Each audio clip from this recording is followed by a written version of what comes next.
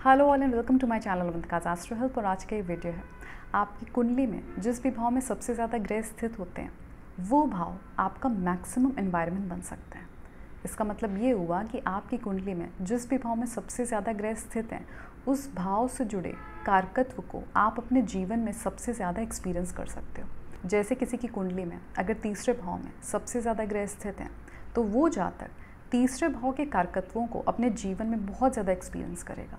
अब तीसरा भाव है पराक्रम का, तो जातक को ऐसा लग सकता है कि लाइफ मुझे हर एक छोटे बड़े मोड पे बहुत ज़्यादा टेस्ट करती है, मुझे बहुत ज़्यादा टेस्ट देने पड़ते हैं, मुझे हर बार पराक्रम दिखाना पड़ता है, मुझे बहुत ज़्यादा मेहनत करनी पड़ती है, बहुत एफर्ट्स डालने पड़ते हैं। लेकिन सिर्फ एक ही साइड नहीं है जब हम भाव के रिजल्ट को देखेंगे।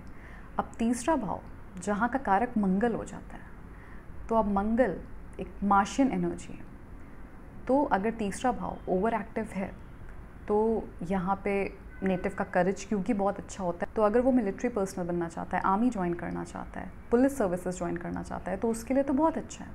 तो आपको ये ज़रूर देखना है कि किस तरह से जातक उस भाव का रिजल्ट भोग रहा है और वो जो भाव से जुड़े कारकत्व हैं वो उसके जीवन में उसका मैक्सिमम एनवायरनमेंट बन रहा है, उसका एनवायरनमेंट डिसाइड कर रहे हैं। अभी किसी की कुंडली में अगर छठे भाव में ज़्यादा ग्रह स्थित है तो छठा भाव है रोग का, शत्रु का, चिंता का, डिस्प्यूट्स का। तो अब यहाँ पे नेटिव का जो एनवायरनमेंट है वो अनकंफर्टेबल ज़्यादा होगा उसके जीवन में अगर छठे भाव में ज़्यादा ग्रह स्थित है। क्यों?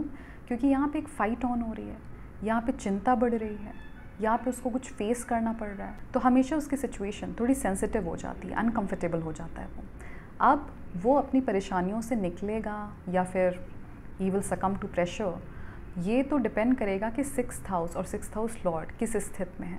लेकिन जो उसका इन्वायरमेंट है, जो मैक्सिमम इन्वायरमेंट है, वो छठे भाव के कारकत्वों से रिलेटेड हो सकता है। अब जैसे छठे भाव में ज़्यादा ग्रह स्थित हैं तो नेटिव को कोई लॉन्ग टर्म डिसीज़ हो जाती है, या फिर नेटिव की लाइफ में बहुत ज़्यादा स्ट्रगल होता है फ्रॉम द बिगिनिंग, क्योंकि चिंता बढ़ रही है।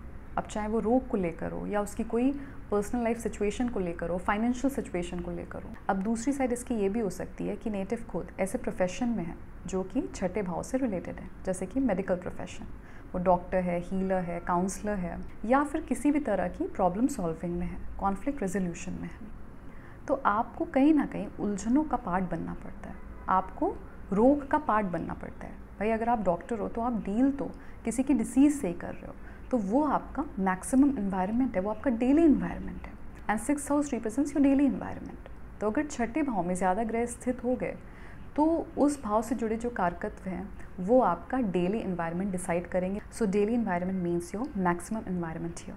अब किसी की कुंडली में अगर दूसरे भाव में सबसे ज़्यादा ग्रह स्थित हैं तो ऐसे में जातक किसी भी सिचुएशन सबसे ज़्यादा इम्पॉर्टेंस, वैल्यू अपने वेल्थ एक्यूमुलेशन को देगा। क्यों? उसका दिमाग सिक्योरिटी की तरफ भागता है कि कैसे उसकी लाइफ फाइनेंशियली ज़्यादा सिक्योर हो, और प्लस वो लोगों को ज़्यादा करने वाला भी होता है। जैसे दूसरे लोगों को करने में, उनकी हेल्प करने में, उनको प्रिजर्व करने में, उसमें जा रही है, उनको सिक्योरिटी देने में। क्योंकि दूसरा भाव आपके कुटुंब का भी है, तो आपके कुटुंब में बहुत सारे लोग आ जाते हैं, आपकी फैमिली, और जिनको आप फैमिली मानते हो वो भी आ जाएंगे, because you consider them as your family. और उनकी लाइफ में कितना भी पैसा क्यों ना आ गया हो, but that was never enough. तो वो कभी जल्दी सेटिस्फाई होने वालों में से नहीं है when it comes to wealth matters. तो ज़्यादा से ज़्यादा आपकी ऊर्जा उस भाव के कारकत्व को एक्सपीरियंस करने में जा रही है। अब किसी की कुंडली में अगर अष्टम भाव में सबसे ज़्यादा ग्रह स्थित है तो जातक अष्टम भाव के कारकत्वों को सबसे ज़्यादा एक्सपीरियंस करेगा अपनी लाइफ में। आप ओशो की कुंडली में देखो, सभी को पता है कि अष्टम भाव में सबसे ज़्यादा ग्रह स्थित थे, तो उनकी लाइफ का जो ट्रैक है it was totally towards spirituality, philosophy, tantra, और जो हम नहीं भी जानते हैं, जो नॉलेज उनको थी, तो उन सारी चीज़ों का ज्ञान प्राप्त करने में उन्होंने अपना जीवन व्यतीत कर दिया। ऐसे ही अगर किसी की कुंडली में नवम भाव में सबसे ज़्यादा ग्रह स्थित है तो मैंने एक नहीं कितनी बार देखा है कि नेटिव के लाइफ में स्पिरिचुअल एस्पेक्ट्स, रिलीजियस एस्पेक्ट्स, ये बहुत इंपॉर्टेंट हो जाता है एक टाइम के बाद। अगर नेटिव ने वो सारी चीज़ें पहले नहीं की थी, उसमें किसी कारण से ध्यान नहीं गया था, तो भी बाद में जो उसका जो सेकेंड हाफ ऑफ लाइफ है वहाँ पे he will start getting into that space, that mode. तो नवम भाव है हमारे धार्मिक क्रियाकलाप का।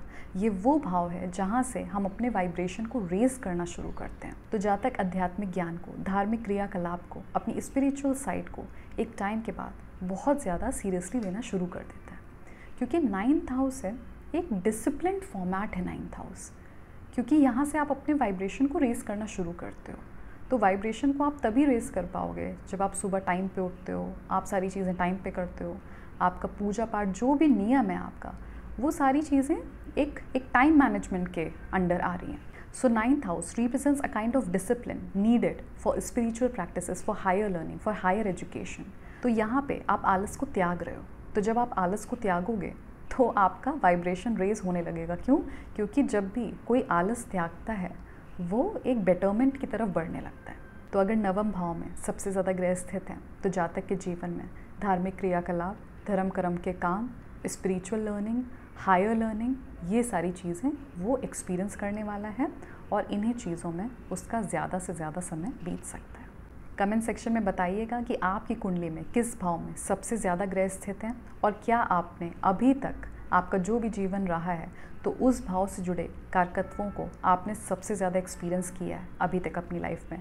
अगर अभी तक नहीं किया है तो शायद आगे करेंगे।